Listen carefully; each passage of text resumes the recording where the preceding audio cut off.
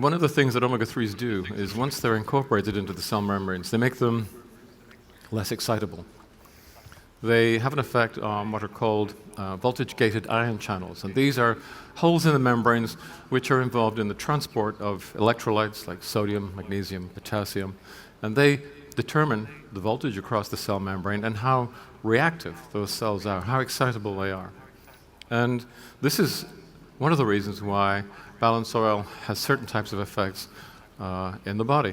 So, for example, it's well known, has been for a long time, that people who have a better 6-to-3 ratio, people who eat fish oil, are protected in some ways from certain types of heart disease. After a heart attack, they are less likely to go into a kind of arrhythmia, which is usually fatal unless it's caught early, called ventricular fibrillation, because the cells in the heart have got more omega-3s in the membranes, and they're less excitable. They're less likely to go into completely arrhythmic, irregular activity.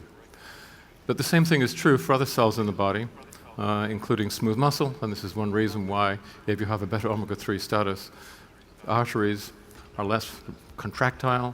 The airways, if you have asthma, are less likely to constrict excessively.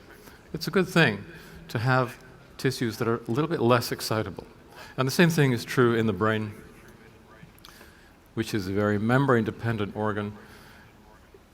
For example, in situations like epilepsy, where you're having excessive electrical activity in one or more areas of the brain, if you include the omega-3s into the cell membranes, and balanced oil is a very, very good way of doing just that, the neurons become less excitable. They fire less excessively. And of course, many of you who've seen cases where children or adults who have an epilepsy problem start taking balanced oil, and what we see is that in many cases the seizures become less. In many cases, those people become drug-free. I just heard about another case, a child who became completely drug-free and who's currently being investigated by a bewildered team of hospital doctors because his life has been absolutely transformed by taking balanced oil. There are many cases like this.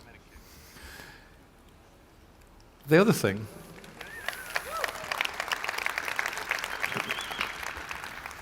so this is one very valuable and very important set of properties that the omega-3s have, EPA and DHA. But then, of course, there is the anti-inflammatory capacity of the omega-3s together with the polyphenols that we add to our fish oil. Now, this little diagram, and the one that follows, talks about why it is that you need to have some inflammation. Not too much, not too little. You've got to be in that Goldilocks zone. Too much inflammation inevitably leads to progressive tissue damage, which is why it's now understood to be the key to chronic degenerative disease. If you do not have enough inflammation, that's a bad thing as well, because that means that you're not as well able to defend yourself against certain types of problems, such as infection by a bacterium or virus. When your immune system fights that off, it does so through a process of inflammation. You need to be able to do that.